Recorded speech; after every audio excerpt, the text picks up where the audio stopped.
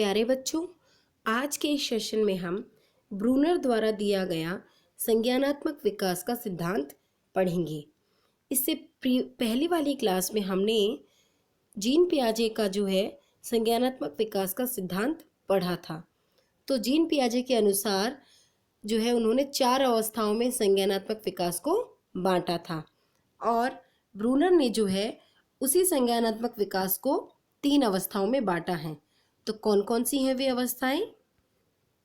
पहला है क्रियात्मक अवस्था, इनएक्टिव स्टेज। दूसरा है प्रतिबिंबावस्था, आइकॉनिक स्टेज। तीसरा है संकेतात्मक अवस्था, सिंबॉलिक स्टेज। तो इनको डिटेल में हम 1 बाय 1 पढ़ते हैं। सबसे पहली है क्रियात्मक अवस्था। जैसे नाम से ही पता चल रहा है क्रियात्मक, कि बच्चा जो है अपनी एक्टिविटीज़ क्रिया के माध्यम से करके सीखता है। जो है इस अवस्था में बालक वातावरण को क्रियाओं अथवा कार्य प्रणाली द्वारा समझने का प्रयास करता है। जो उसके आसपास का वातावरण है, जो अवस्था है, उसको जो है अपनी क्रिया के द्वारा, अपने काम के द्वारा करके सीखने की कोशिश करता है। और जो है किसी भी वस्तु का ज्ञान प्राप्त करने के लिए बालक उसे स्वयं करता है, उस चीज़ को पकड़ता है, मोड़ता है, तोड़ता है, छूता है और उस चीज़ के बारे में जानता है। जैसा कि इस अवस्था में भाषा अथवा मानसिक प्रतिबिंब का महत्व नहीं होता, अर्थात जो है बच्चा क्रिया करके, काम करके ही उस चीज़ को सीखता है। और बच्चा जो है भाषा के माध्यम से, क्योंकि भाषा का उसे ज्ञान नहीं होता है, तो जो है बच्चा अपनी क्रिया के माध्यम से ही इस अवस्था में दूसरों को अपनी बात समझाता है। दूसरी अवस्था देखते हैं, प्रतिबिंबावस्था। प्रतिबिंबावस्था होती है आइकॉनिक स्टेज। इस अवस्था में जो है बालक मानसिक प्रतिबिंबों के द्वारा, जो उसके दिमाग में जो प्रतिबिंब, जो इमेजेस होती हैं, उसके द्वारा जो है सूचनाएं जो है बालक तक पहुंचती हैं। जैसे ये जो अवस्था है वो जीन पियाजे की पूर्व संक्रियात्मक अवस्था से मिलती जुलती है। जैसा हमने पढ़ा था कि जीन पियाजे ने अपनी पूर्व संक्रियात्मक अवस्था में बताया था कि उसमें बच्चा जो है एक्सप्लोर करना सीखता है, खोज करना, इमिटेट करना, अर्थात जो है दूसरों को अनुकरण करना सीखता है। और जो है इस अवस्था में जो है पूर्व संक्रियात्मक अवस्था में जो है वस्तु का बोध बच्चे को स्पष्ट रूप से हो जाता है। और जो है ये अवस्था जीन पियाजे ने कब से कब तक बताई थी? 2 से 7 वर्ष तक। तो जो है ये अवस्था भी, जो प्रतिबिंबा अवस्था है, ये भी बच्चे की 2 से 7 वर्ष की जैसी ही होती है, जिसमें किसी वस्तु या बात को मस्तिष्क द्वारा स्वीकार कर लेना बालक का काम होता है। और बालक जो है किसी भी वस्तु को प्रत्यक्ष मीन्स जो है उसको सामने देखकर सीखता है। और बालक के जो खेल होते हैं वो अधिक जो है सामाजिक होते हैं। जो है सामाजिक व्यवस्था से ज़्यादा प्रभावित होता है इस अवस्था में बच्चा। और जो है बालक जो है प्राय पुलिसमैन, पोस्टमैन, अध्यापक, डॉक्टर जैसी सामाजिक भूमिकाओं का अनुकरण करता है। और जो है परिवार से बाहर के जो लोग होते हैं उनको अधिक महत्व देता है। तो जो है इस अवस्था में जो है बालकों की दृश्य स्मृति विकसित हो जाती है, मतलब देखकर उन चीज़ों को सीखता है और उसका अनुकरण करता है। तो जो है अगली अवस्था हम देखते हैं, संकेतात्मक अवस्था। इस अवस्था में जो है बालक क्रियात्मक तथा प्रत्यक्षीकृत समझ का जो है विकास होता है। जैसा कि हमने क्रियात्मक अवस्था में देखा, प्रतिबिंबा अवस्था में देखा कि बालक जो है क्रियात्मक में खुद स्वयं करके, क्रिया करके, कार्य करके चीज़ों को सीखता है। और जो है प्रतिबिंबावस्था में बच्चा जो है प्रत्यक्षीकृत मीन्स डायरेक्ट खुद जो है उस चीज़ को विजुअली देखता है, उसकी जो दृश्य स्मृति, विजुअल मेमोरी विकसित हो जाती है। तो ये जो है उन दोनों चीज़ों का जो है कॉम्बिनेशन है, उस चीज़ का, दोनों चीज़ों का यौगिक है। तो जो है बालक जो है भाषा, तर्क तथा गणित सीख लेता है और उनका प्रयोग करता है। संकेत विभिन्न वस्तुओं को समझने तथा कार्य को करने का संक्षिप्त तरीका हो जाता है। जटिल अनुभव तथा ज्ञान संक्षिप्त कथनों व सूत्रों के रूप में प्रस्तुत किए जाते हैं। अभी बच्चा जो है थोड़ी डिफिकल्ट चीज़ों को सीखने की कोशिश करता है, जटिल अनुभव लेने की कोशिश करता है।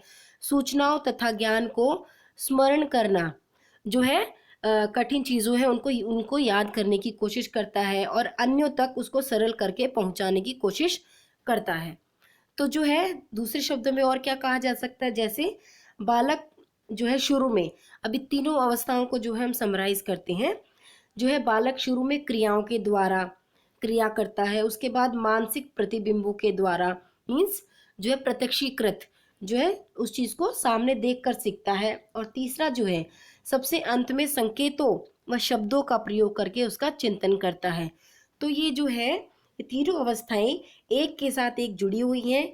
बालक पहले क्रियाओं के द्वारा, फिर मानसिक प्रतिबिंबों के द्वारा, और तीसरा जो है संकेतों व शब्दों के द्वारा चिंतन करता है, और इस प्रकार से बालक का मानसिक विकास होता है।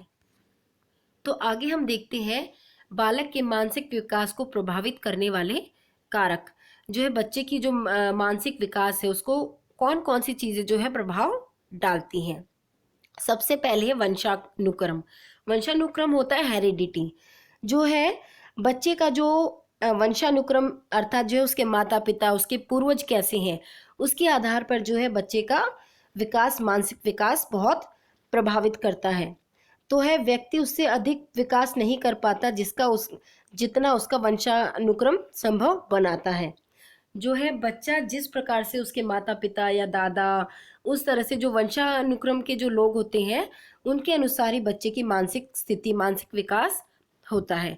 दूसरा है परिवार का वातावरण, फैमिली एनवायरनमेंट। ये भी बहुत बड़ा फैक्टर है, बहुत बड़ा जो है एक कारक है कि जो है बालक को जो है शांत एवं सुखद वातावरण चाहिए होता है अगर उसका अच्छे से मानसिक विकास करना है। तीसरा है परिवार जो है स्वास्थ्य। स्वास्थ्य जो है बच्चे का स्वास्थ्य बहुत ही ज़्यादा ज़रूरी होता है। अगर बच्चा जो है स्वस्थ होगा तभी जो है उसका मानसिक विकास अच्छे से हो सकता है। और जो है माता पिता की शिक्षा, माता पिता की शिक्षा भी बहुत ज़रूरी होती है। अगर माता पिता पढ़े लिखे होंगे तो बच्चे का जो मानसिक विकास अच्छे से हो सकता है।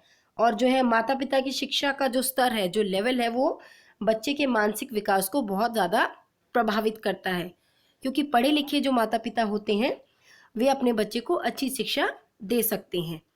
और जो अगला है परिवार की सामाजिक एवं आर्थिक स्थिति, जो है सोशल और इकोनॉमिक स्टेटस ऑफ फैमिली। इसमें जो है इसका प्रभाव जो है अच्छी सुविधा एवं अनुकूल परिस्थिति के पर्याप्त अवसर के कारण होता है।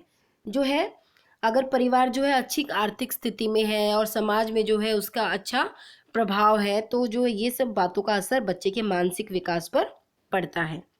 आगे देखते हैं बालक की शिक्षा।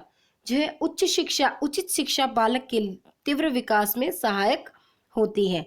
अगर बच्चे को जो है अच्छी एजुकेशन मिले, अच्छे स्कूल में उसको पढ़ाया जाए तो ये सब जो है मानसिक विकास को बहुत प्रभावित करते हैं, उसका मानसिक विकास बहुत अच्छे से होता है। अगला है विद्यालय। विद्यालय भी बहुत ज़रूरी होता है। अगर बच्चा जो है बहुत अच्छे विद्यालय में पढ़ रहा है तो उसका मानसिक विकास बहुत अच्छे से होता है, क्योंकि वहाँ पर जो है उसको विकास करने के जो है पर्याप्त अवसर और उचित अवसर मिलते हैं। अगला है अध्यापक। अध्यापक जो है, अब स्कूल अच्छा है तो अध्यापक भी अच्छे होने चाहिए, योग्य अध्यापक होने चाहिए। स्नेह, सहानुभूति एवं सहयोग के द्वारा मानसिक विकास होता है। अगर अध्यापक अच्छा है और जो है अच्छे से उनको समझा रहा है तो ये जो सब बातें हैं उसके मानसिक विकास के लिए बहुत ज़रूरी हैं। अगला है समाज, सोसाइटी। सोसाइटी जो है, सोसाइटी भी बहुत ज़रूरी होती है बच्चे के मानसिक विकास के लिए, क्योंकि बच्चा जो है जब स्कूल जाता है तो ये सब चीज़ें जो है उस पर बहुत गहरा प्रभाव डालती हैं। क्योंकि बच्चा जब घर से बाहर निकलता है, स्कूल जाता है, स्कूल में जो है टीचर से मिलता है, वहाँ और बच्चों से मिलता है, तो ये सब एक सामाजिक चीज़ें हैं। तो वहाँ पर जो है समाज में उपलब्ध जो है उसको वहाँ पर मनोरंजन के साधन मिलते हैं, पुस्तकालय मिलते हैं। इन सब बातों का जो है उसके मानसिक विकास के लिए बहुत जो है गहरा असर पड़ता है। अगर उसको जो है सामाजिक व्यवस्था, जो है समाज, आसपास के लोग जो है अच्छे मिलें, जो उसका जो है फ्रेंड सर्कल अच्छा मिले, टीचर्स अच्छे मिलें, तो ये सब चीज़ें जो है बच्चे के विकास पर बहुत गहरा प्रभाव डालती हैं। तो जो है हम सब ने सीखा कि जो है ब्रूनर ने जो संज्ञानात्मक विकास का सिद्धांत दिया है उन सब चीज़ों के लिए बच्चे को जो है उस मानसिक विकास के लिए हमें इन सब बातों का ध्यान रखना चाहिए।